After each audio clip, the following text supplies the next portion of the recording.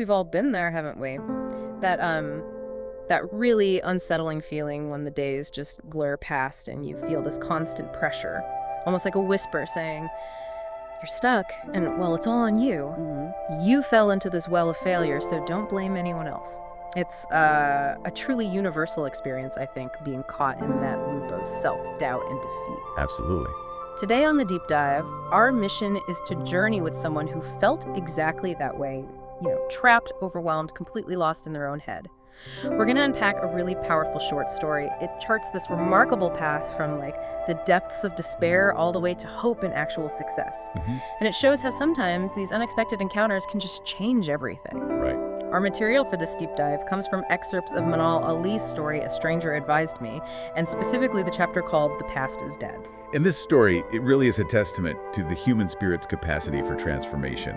It offers some pretty profound insights. Yeah. Well, into resilience, the power of shifting your perspective, and how guidance, it doesn't always come wrapped in the package we expect. It's true. What we'll see today is how one individual navigated that almost inescapable cycle of self-blame to find agency and a renewed sense of purpose. Okay, let's unpack this journey right from the beginning. The narrator starts in such a raw state, deep personal defeat. They describe themselves vividly as a trivial, depressed person, really aware that everyone around them seemed to be succeeding while they were just stuck. Right, stuck. And what's really tough is they couldn't deny those feelings about themselves, which just digs the hole deeper, right? Exactly. It reinforces the despair. It's that feeling many of us can relate to, being left behind while the world just keeps moving forward relentlessly. Yeah, relentlessly. And the story really pulls back the curtain on the intense internal struggle this narrator faced. Their days weren't just sad, they were filled with what they called continuous self-talk and endless regret. Can you imagine that? That mental landscape? A constant, exhausting monologue of self-criticism just playing on repeat. It sounds draining. Utterly draining. It's such a raw depiction of how self-blame isn't just a sting. It can become this overwhelming, suffocating companion. Makes it impossible to even think about a way out. They genuinely felt they were entirely responsible for their failures. And what's truly compelling here is how deeply the narrator internalizes that blame, really takes it on board. They even remember reading a proverb that seemed to validate this self-punishment. If you fall, blame no one but yourself. Oof. That's harsh. It is. And while there's certainly a powerful element of personal responsibility in that sentiment, owning your actions, sure, it can also become a trap. It locks us into this incredibly debilitating cycle of negativity that actually stops us from moving forward. Yeah, paralysis. Exactly. And this raises a really important question for us, I think. How do we distinguish between genuine personal responsibility, learning from mistakes, growing, and this kind of debilitating self-punishment that just paralyzes us? That's the million-dollar question, isn't it? The story shows just how fine and how dangerous that line can be. So how do we untangle that? Especially when you're deep in that well of negativity like the narrator was. It feels impossible sometimes. It's incredibly difficult, yeah. Because often our inner critic is just amplifying every little misstep, turning them into these huge personal failings instead of, learning opportunities. Right. Untangling it often needs some kind of external pattern interrupt. Someone or something to just break that destructive internal loop. And the narrator's story becomes a perfect example of that. What we're looking for is a shift from dwelling on what went wrong to focusing on what can be done now. Makes sense. But that shift, it rarely happens in total isolation. And it's right at this point that something really unexpected happens. A moment that just completely flips the script on the narrator's isolation. The turning point doesn't come from some huge revelation or, an expensive life coach. No grand gesture. No. Instead, it emerges from a simple, almost mundane setting, the narrator's favorite spot by the sea. While sitting there, lost in thought, they see a girl about his age sitting comfortably next to a strange man without shame. Interesting detail. It is, isn't it? How a small observation like that can stick with you. The narrator's initial reaction is surprise, finds it odd for a girl to act that way, so uninhibited in public. Right, maybe defying social norms a bit. Exactly. But this seemingly trivial moment, it quickly turns into something much more profound, unexpected. Instead of ignoring him, the girl looks right at the narrator and says something incredibly direct, almost disarmingly so. Okay. She says, "This, your favorite place, is much better than sitting alone in your room. We don't hate what's obvious on your face." Wow. straight to the point. Right, no beating around the bush. That encounter is absolutely a crucial moment. Here they are, totally isolated, wrapped up in their own negative thoughts. Yeah. And then this complete stranger just cuts through that internal monologue with such unexpected honesty. Candor. It's jarring in a way. It is. And if we connect this to the bigger picture, it vividly shows how sometimes an external, unbiased perspective can be the very first step in breaking free from these prisons we build for ourselves. Her observation, "We don't hate what's obvious on your face," that's profoundly powerful. Oh, so. It signals to him, "I see your despair, it's visible." But crucially, she acknowledges it without judgment. She's not afraid to name it. Right, the acknowledgement itself. Exactly, that acknowledgement that someone sees you is often precisely what we need when we're trapped in our own heads. It's a kind of validation, not of his sadness maybe, but of his existence. And it challenges his isolation. I can see how powerful that is. But, for some listeners, it might feel a bit risky, trusting a complete stranger, especially when you're feeling so vulnerable. That's a fair point, a very fair point. What makes this different from just getting some random, maybe bad advice? I think the difference here is the girl's immediate perceptiveness and her lack of judgment. She doesn't offer those empty platitudes, Like, cheer up or something. Exactly. None of that. She directly addresses his visible emotional state without fear and without trying to fix him in a conventional way. Her observation isn't really an opinion about his situation. It's an acknowledgement of his presence and his pain. It's like an invitation to engage, not a command. Okay, that makes sense. It shifts the dynamic. Precisely. Yeah. From passive observation to active interaction. And the narrator, understandably taken aback by this bold, almost audacious approach, immediately asks, "Why are you talking to me like a friend? Who are you?" A natural reaction. Trying to place her. Yeah, trying to figure out her motives, understand a social rule she seems to be just ignoring. Yeah. Her response to that is incredibly powerful. Just cuts straight to the core of why she's there. She says, "I'm here for your sake, for what you're stuck in, not to get to know you." Whoa, talk about direct. Right. This approach just brilliantly bypasses all the usual social formalities, the expectations, the barriers we put up. Yeah, no small talk. None. She's not there for a polite conversation or to build a relationship. Her focus is purely, immediately, on his visible distress, his need. It's stark, almost clinical maybe, but also deeply compassionate in its own way. An intervention that demands attention, strips away all pretense, gets right to the heart of it. And that directness clearly worked because the narrator then opens up, starts sharing his pain, his feelings of betrayal. He felt everyone around him had betrayed him, succeeded and left him behind. And he makes a subtle but important distinction here. He admits he doesn't view their success with hatred. Not envy, then. Not exactly. It's more like regret for his heart and mind being deceived by their companionship. It's that feeling of personal loss and deception that's fueling his despair. That's a critical nuance.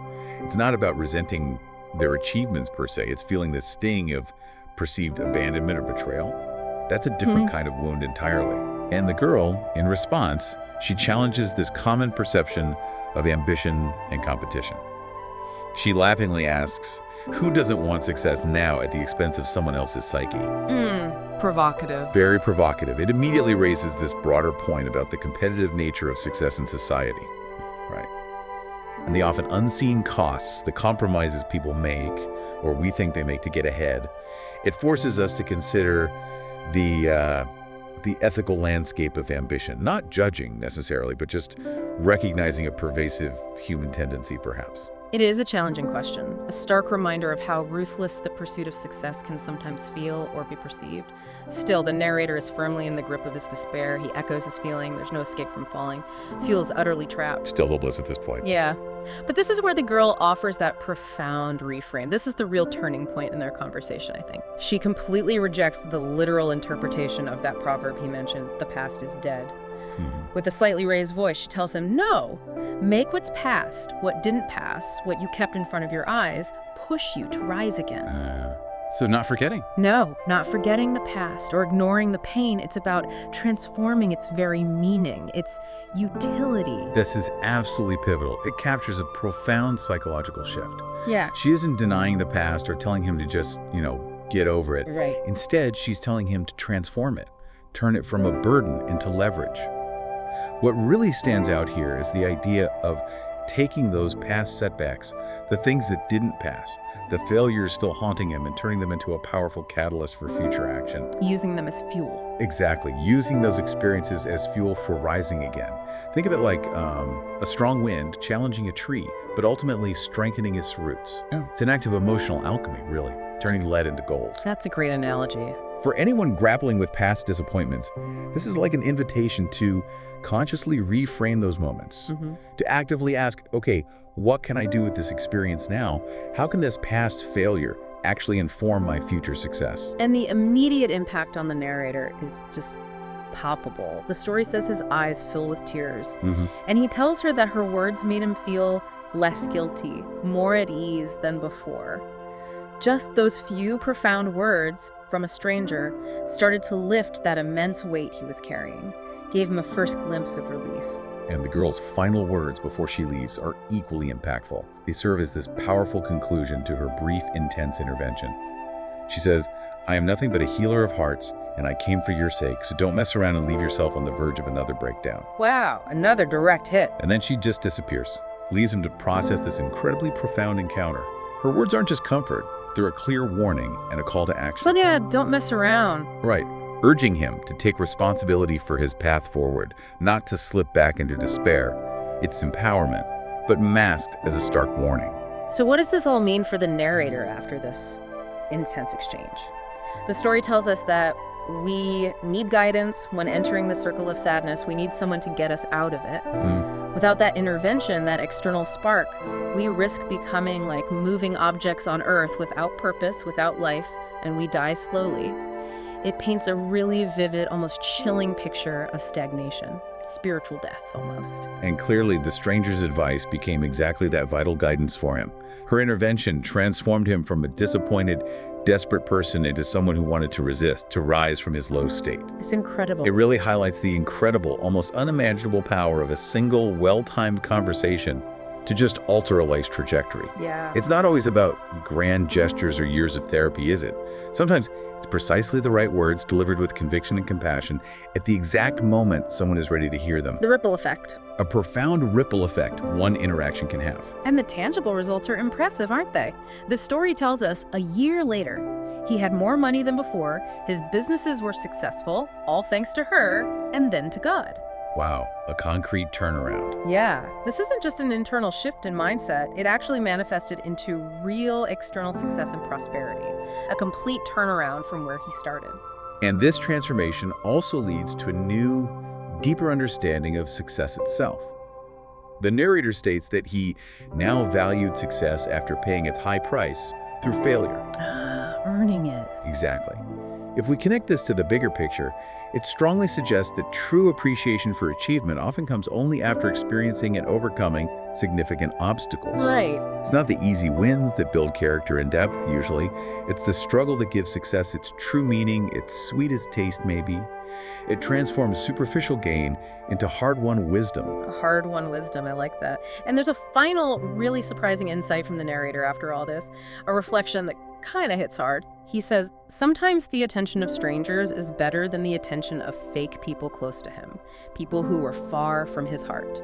Ooh, that's powerful. Isn't it? A poignant reflection on authenticity.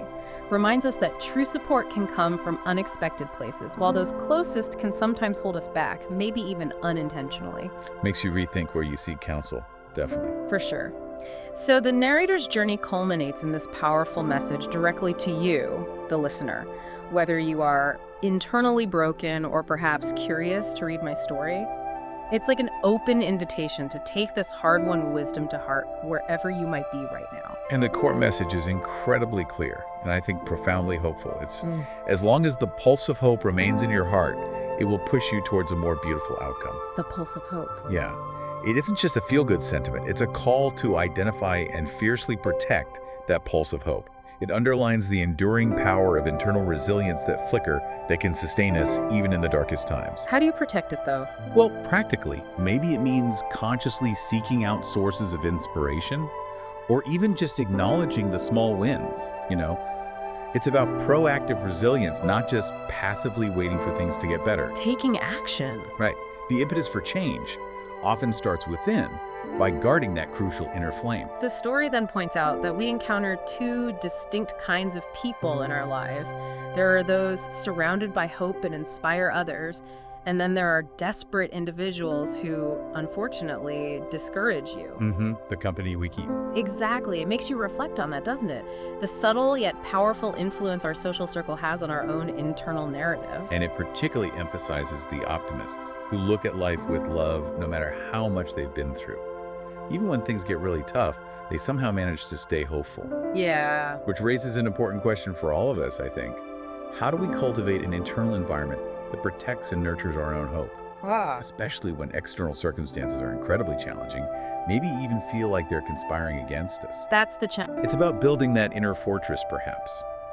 Consciously choosing our inputs, recognizing that our perspective is ultimately a powerful tool within our control.